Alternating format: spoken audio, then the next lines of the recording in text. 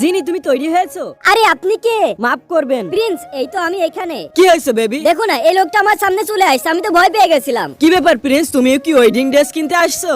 না, আমরা তো ভাড়া নিতে এসেছি। ও আচ্ছা, কিন্তু বিয়ে কিন্তু মানুষের জীবনে গুরুত্বপূর্ণ একটা অংশ, এই দিনে তোমাদের ভাড়াই না উচিত না। আপনি ঠিক বলেছেন, কিন্তু ওদের তো এরকম দামি ড্রেস কিনা সামর্থ্য নাই।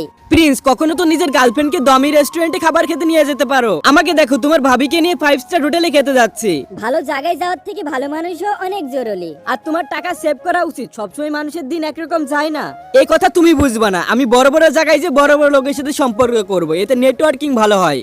এদিকে প্রিন্স সবসময় টাকা সেভ করে চলতো, আর অন্যদিকে রোহান সবসময় টাকা পয়সা পরোয়া করতো না, ইচ্ছা মতন খরচ করতো। আমি এই ব্যাগটা নিব। স্যার, কার্ডের লিমিট তো শেষ হয়ে গেছে। ঠিক আছে, এই কার্ড থেকে পেমেন্ট করো, আমার জানুটার জন্য সবকিছু। রোহান তুমি? রোহান, এই ভিখারিটা এখনই তোর বন্ধু?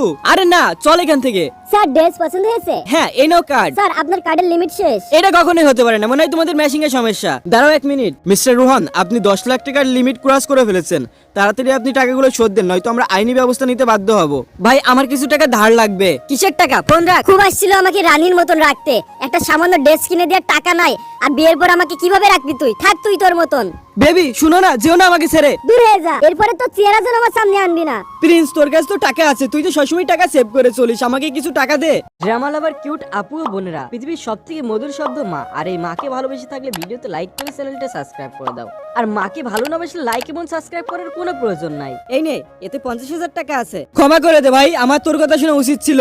এখন আমি বুঝতে পারছি টাকা সেভ করা কতটা জরুরি। কংগ্রাচুলেশন মিস্টার প্রিন্স, আপনাদের ঘর একদম তৈরি হয়ে গেছে। অবশেষে আমাদেরও ঘর হয়েছে। জিনি, চলো আমরা ওয়েডিং ড্রেস কিনি নতুন। চুপ করো, যে টাকাতে ড্রেস কিনবো ওই টাকাতে আমাদের নতুন করে একটা নতুন ওয়াশিং মেশিন হয়ে যাবে। ঠিক আছে, কিন্তু আমার কাছে তোমার জন্য একটা উপহার আছে, একদম তোমার মতন, সামান্য কিন্তু অনেক দামি, শুধুমাত্র পৃথিবীর সব থেকে সুন্দর মেয়েটির জন্য। সত্যিকারের জীবন সঙ্গী সেই হয়ে থাকে যে আপনার যে কোনো পরিস্থিতি আপনার পাশে থাকবে।